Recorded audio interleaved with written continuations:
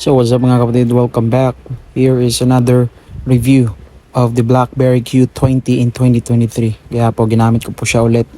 And here we are 2 months after buying the BlackBerry Q20. Medyo na-bored out na po ako kasi I can only do data.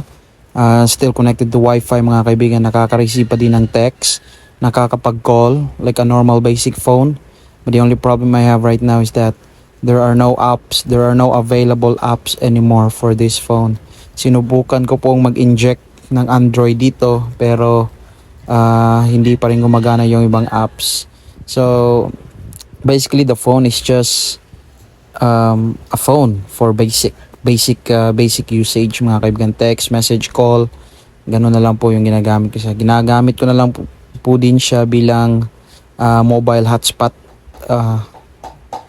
Parang nagiging personal hotspot ko na rin siya kasi sobrang bilis po ng data niya compare sa iPhone, compare sa other phones. Kaya yun. Makikita naman ninyo, sinubukan ko pong mag Facebook.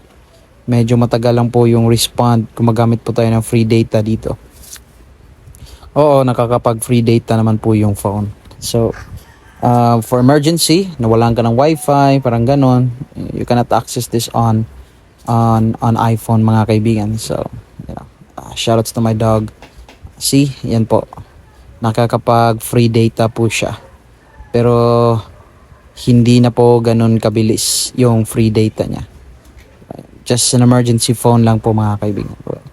In terms of the design, I wish BlackBerry is back with a better design and much more cheaper. Look at the camera, bro. Napakaganda ng camera ng BlackBerry Q20.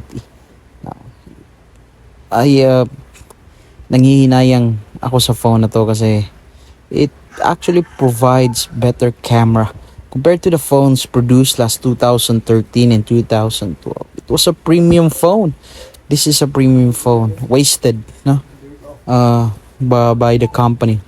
I don't know what happened. Probably I cannot understand corporate issues, pero sayang yung phone mga kaibigan. If you happen to have BlackBerry Q20, raise it up mga kapatid.